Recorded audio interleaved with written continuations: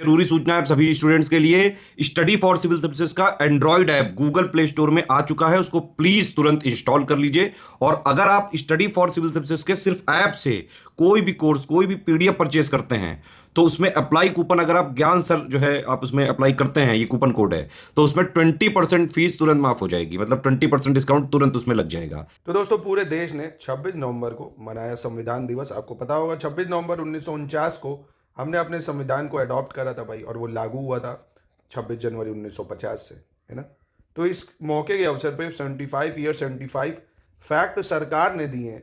अब सरकार ने दिए तो ये हो जाते हैं इंपॉर्टेंट, इससे सवाल भी आना बहुत ज़्यादा जरूरी हो जाता है। तो अगर आप पॉलिटी के क्वेश्चन को सही करना चाहते हैं तो ये वीडियो आप ही के लिए। आपको ये क्वेश्चंस के जितने फैक्ट हैं करने होंगे, क्योंकि एग्जाम में इससे सवाल जरूर बनेंगे।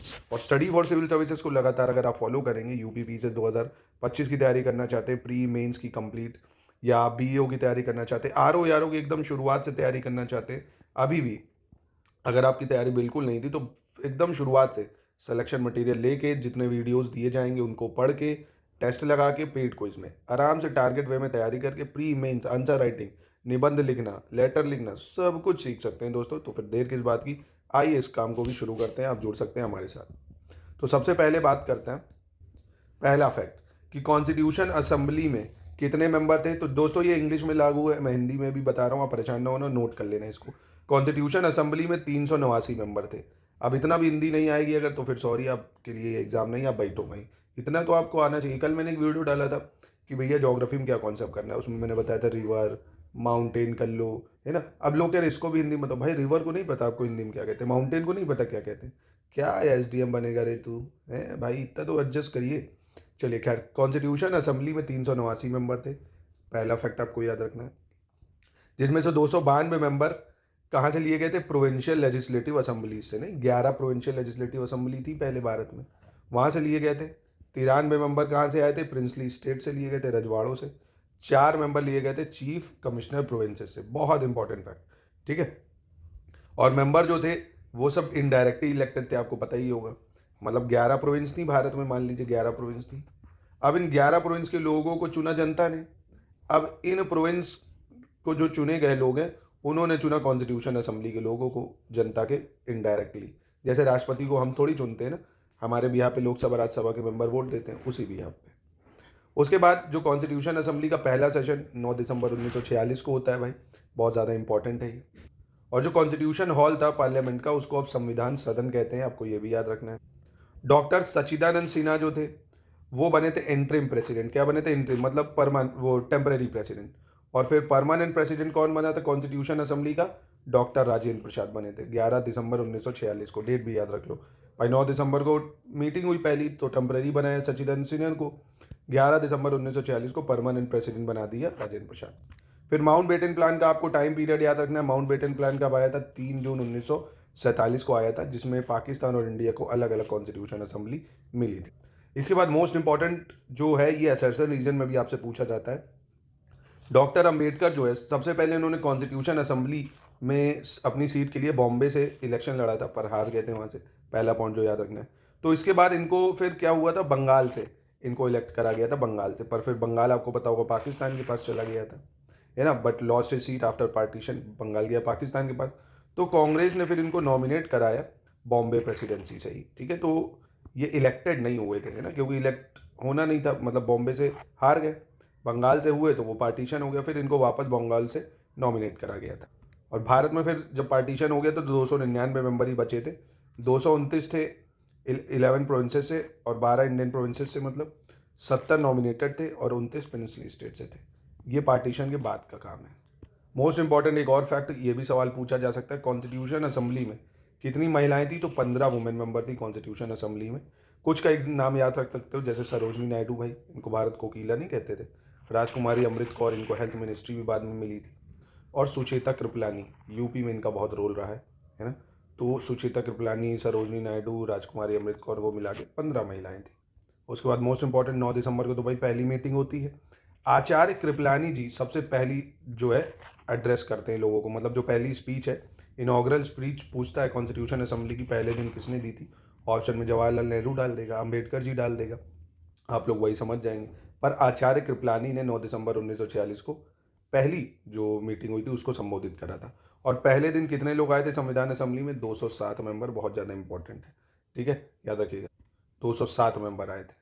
अगेन एक और मोस्ट इंपॉर्टेंट चीज़, नेशनल फ्लैग को हमने कब अडॉप्ट करा भाई? 22 जुलाई 1947 को अडॉप्ट करा था। और आपको पता होगा डोमिनियन इंडिया का फ्लैग भी बना है बाद में।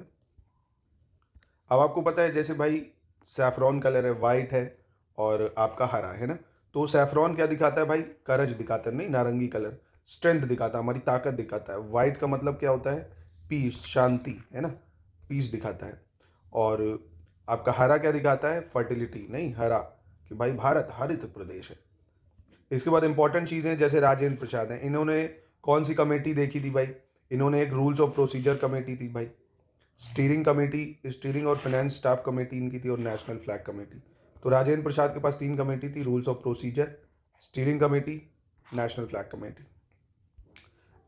अल्लादी कृष्णा स्वामी अय्यर, इन्होंने क्या करा था भाई?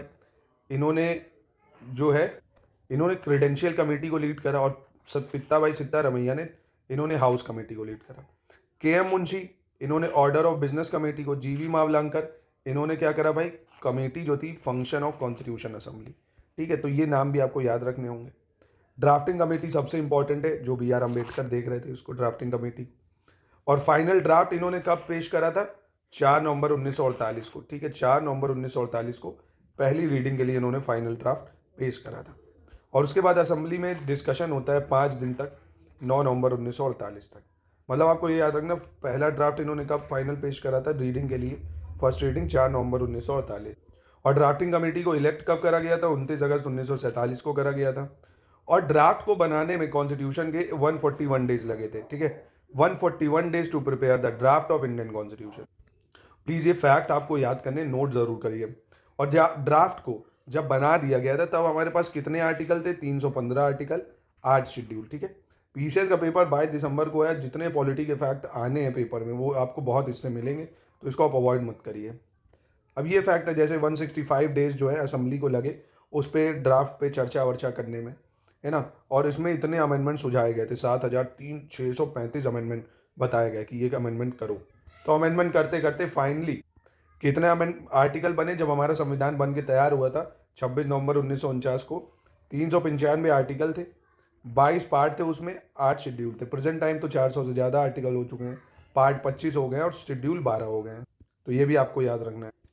और कॉन्स्टिट्यूशन असेंबली का जो फाइनल मीटिंग होती है वो 24 जनवरी 1950 को, और इसी दिन 24 जनवरी 1950 को हम लोग जो जनगण मन है उसको इंडिया नेशनल एंथम भी मानते हैं, ठीक है। 284 मेंबर साइन करते हैं कॉन्स्टिट्यूशन पे, ये भी आपको याद रखना है। और राजेंद्र प्रसाद को बनाया जाता है पहला प्रेसिडेंट, ये भी कब? तो 24 जनवरी 1950 के लिए काफ़ी महत्व डेट है।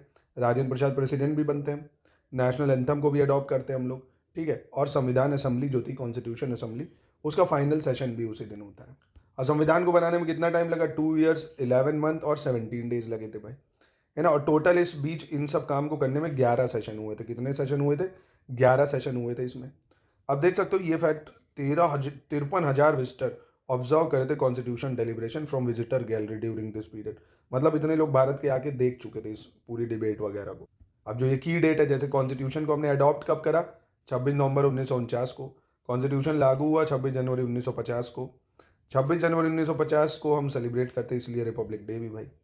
अब कुछ सोर्सेज जैसे कि गवर्नमेंट ऑफ इंडिया 1935 से हमने क्या लिया है? फेडरल स्कीम ली है, ऑफिस ऑफ गवर्नर लिया है, जुडिशरी के कुछ जो प्रोविजंस हैं वो लिए हैं। यूएस से जो सबसे इंपॉर्टेंट है फंडामेंटल राइट्स लिए हैं भाई, जुडिशियल रिव्यू ले लिया है, इम्पीचमेंट प्रेसिडेंट का कैसे होगा, कैसे प्रेसिडेंट को हटाया जाता है वो लिया है। आयरलैंड के कॉन्स्टिट्यूशन से हमने डीपीएसपी ले लिया है भाई, है ना। और मेथड ऑफ इलेक्टिंग प्रेसिडेंट, कि प्रेसिडेंट को नहीं इलेक्ट करने का क्या प्रोसीजर होगा, ये भी आयरलैंड से लिया है हमने। उसके बाद गांधीयन आइडियाज़ क्या है भाई कॉन्स्टिट्यूशन के, जो इम्प्रूव करते हैं, जैसे कॉटन इंडस्ट्री को प्रमोट करना, रूरल एरियाज़ को महत्वता देना, कोऑपरेटिव एफर्ट्स, ये सब हमने डीपीएसपी में डाल रखा है, आपने देखा होगा। प्रोहिबिट कंजम्पशन ऑफ इंटॉक्सिकेंट्स, ये तो अभी भी नहीं कर पा रहे, नशेबाजी बहुत हो रही है ना। तो ये महात्मा गांधी के विजन थे। आर्टिकल 17 इंपॉर्टेंट हो गया, अनटचेबिलिटी को हटाने की बात करता है। आर्टिकल 18 किसी भी तरह के टाइटल नहीं ले सकते आप, है ना। प्रोहिबिट कन्फर्डिंग ऑफ टाइटल, जैसे नहीं महाराज अधिराज ये सब नहीं। हाँ, मिलिट्री टाइटल ले सकते हो, एकेडमिक्स टाइटल ले सकते हो, डॉक्टर लगा सकते हो, इंजीनियर लगा सकते हो अपने नाम के आगे, पर कोई अवार्ड नहीं लगा सकते, भारत रत्न अपने आगे लगा लो, परमवीर चक्र, ये सब नहीं। अब एक और fact important, constitution of India को हिंदी इंग्लिश दोनों में कैलीग्राफी करी गई थी, 90,000 वर्ड्स लिखे गए थे, समझ लीजिए। ये इंपॉर्टेंट है। प्रेम बिहारी नारायण रायजादा, ये जो थे इन्होंने कैलीग्राफी करी थी ओरिजिनल इंग्लिश वर्जन में। इंग्लिश वर्जन में कॉन्स्टिट्यूशन की कैलीग्राफी किसने करी है? प्रेम बिहारी नारायण रायजादा, अपने हाथों से इन्होंने सब लिखा है। नवंबर 28 1949 को शुरू करा था लिखना, और अप्रैल 1950 तक ये हैंडमेड लिख पाए थे, समझिए, मिलबर्न लोन पेपर पे। तो इंपॉर्टेंट है, याद रखिएगा, हमारा संविधान हाथों से लिखा गया है प्रेम बिहारी नारायण रायजादा द्वारा 28 नवंबर 1949 से अप्रैल 1950 तक। उसके बाद नंदलाल बोस थे भाई, इन्होंने सेलिब्रेट करा artist from Shanti Niketan, decorate करा था इन्होंने कैलीग्राफी शीट को। कैलीग्राफी जो करी प्रेम बिहारी नारायण रायजादा ने, नंदलाल बोस जी ने उसको डेकोरेट कर दिया। 22 इलस्ट्रेशंस बनाए थे उसमें। और जो ओरिजिनल कॉपी है कॉन्स्टिट्यूशन की, जो आज भी हमारे पास है, प्रिजर्व करके रखी है, हीलियम फील्ड केसेस में है ना, जिससे वो खराब ना हो, हीलियम भरी हुई, ये पूछ सकता है कौन से केसेस में भरी हुई है, हीलियम फील्ड केसेस में रखी हुई है। और दीज केसेस हमने कहाँ रखी? Library of parliament of India में रख रखा है। आपसे ये भी पूछ सकता है लोकसभा में, राज्यसभा में, तो लाइब्रेरी जो है पार्लियामेंट ऑफ इंडिया की, वहाँ रखी है। इसके बाद आपको ये याद रखना है कि भारत का जो फर्स्ट जनरल इलेक्शन है 25 अक्टूबर 1951 से 21 फरवरी 1952 तक चला था। ये डेट महत्वपूर्ण है बहुत ज़्यादा, सारा ये फैक्ट दिया ही गया, इसीलिए 25 अक्टूबर 1951 से 21 फरवरी 1952 तक इलेक्शन होता है। तो ये फैक्ट आपको याद रखने थे। आप देखिएगा, इससे आपको 2-3 सवाल डायरेक्टली देखने को मिल जाएंगे। यहीं पे करते हैं इसको समाप्ति। तो अगर आप ज्वाइन करना चाहते हैं, आप हमारे साथ जुड़ के प्रिपरेशन दोस्तों कर सकते हैं। मैं फिर से आपको रिमाइंड करा दे रहा हूँ। तो ये फैक्ट प्लीज़ इनको अवॉइड मत करिएगा। जितने फैक्ट हैं इनको लर्न जरूर कर लीजिए, हिंदी में, इंग्लिश में, जिसमें आप कंफर्टेबल हो, इसको नोट करके लर्न करिए।